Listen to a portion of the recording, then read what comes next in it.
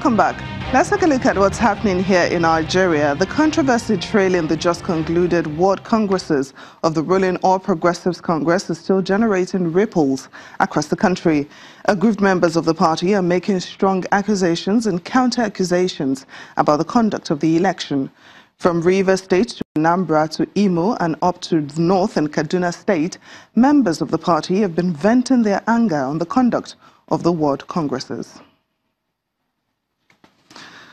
Now, Little Cabs is one of Nairobi's popular ride-sharing platforms and is the only app offering riders the choice of a male or female driver. The app has witnessed a 13-fold increase in the number of women drivers over the last 2 years, with women making up only a third of the 2.5 million people employed in the formal sector in Kenya. It seems women are gradually waking up to a new reality. With their manicured nails, makeup, matching handbags and stilettos, one could mistake these 5 women for a group of senior female executives. But these Kenyan women aren't company directors, finance professionals or corporate lawyers. They are part of a new breed of women who are breaking into the male-dominated taxi sector and hitting Nairobi's roads as e-cabbies. We started early last year. And we were very few. We were like 15 of us, and the number has grew to 121 ladies so far, and also we are looking out to be more. I need to inspire women out there. They can do it. They can do without handouts. As long as you have your PSV, why don't you join such an online business? You do it. I look myself into a world of whereby I'll be having my own flicks. To me, it's the best. It's the best option I had, because instead of just sitting at home asking for handouts from family members or from anyone, I'd rather hustle on my own, and it was the only easiest solution I could make. Minus the company fee, fuel and car rental costs, drivers working 12 hours daily can earn an average 60,000 shillings in a month. I'm more comfortable being driven by a woman than a man, one. And women are more friendlier, more easy to talk to. It makes the ride more enjoyable. They occasionally face discrimination and abuse, from difficulties renting cars due to biased perceptions that women are bad drivers, to fending off drunken male passengers. In an effort to control this menace, women drivers are allowed to choose riders with higher ratings and opt for locations in populated areas rather than isolated areas. They can also be tracked via GPS with an alert or SOS button on their apps for support if they need help. 226 Kara is a ready-to-wear fashion brand that is set to revolutionize Burkinabe fashion by using locally sourced product. But it was not easy to get started in a country where the fashion industry has not grown beyond a scattering of tailors making clothes on order for individual customers. Burkina Faso produces more than 700,000 tons of raw cotton a year, but only 5% is processed locally. Take a look. This fashion event on a street in Burkina Faso's capital, Ouagadougou, is a platform for emerging designers to introduce themselves to the public.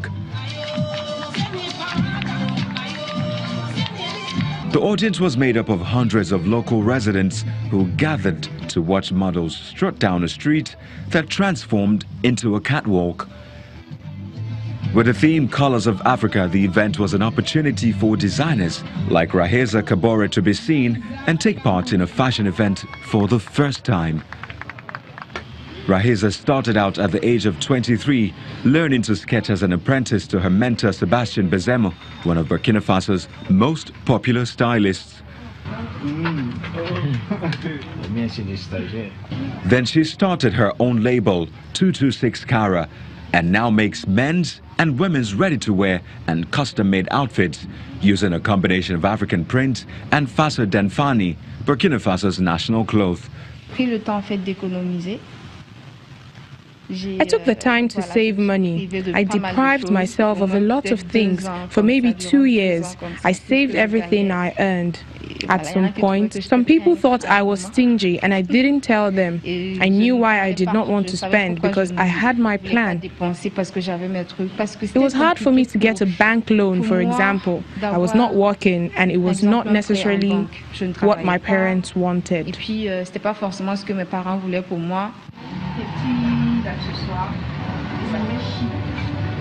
Rahiza says she's working on integrating more of Fassad and Fani fabric, which is 100% cotton, into her designs to play her part in building a textile industry.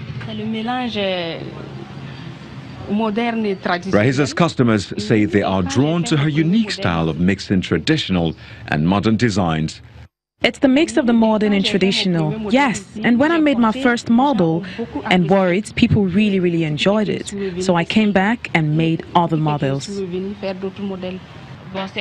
can find anything you want with her designs, whether it's evening dresses or casual wear. You find a bit of everything here. Rahiza is now working towards attracting a more international customer base and has already received orders from clients living in the United States, Canada and France. Exiled Zimbabwean musician and activist Thomas Mapfumo is reconnecting with fans after being away for 14 years in the United States. Mr. Mapfumo, whose music agitated for freedom, fled Zimbabwe at the turn of the millennium after reports emerged that former President Robert Mugabe's security forces were after him for his political messages. He was famous for releasing songs that rubbed the state the wrong way, and some of his songs were banned by the authorities.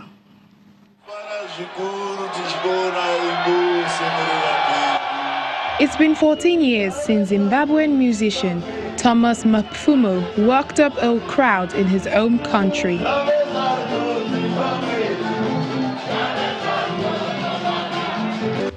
The 72-year-old performed for more than 3 hours at a sold-out homecoming concert in the capital, Harare.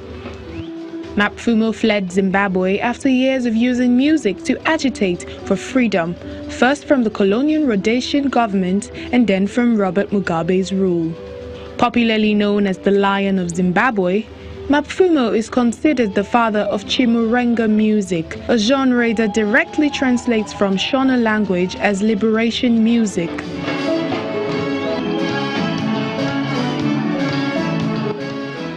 I was anti-ZANU-PF with its laws.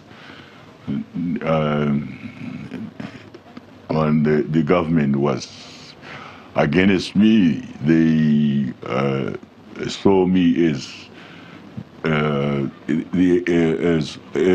enemy of the state. And well, I didn't fear for my life. All I wanted was my children to be safe, my family, and also to carry on with my music. His music was banned and he was arrested in 1979, sparking protests that forced authorities to release him after 3 months. And that's it on Network Africa. Thank you so much for watching. I'm Temi Tokwe Fagbimi.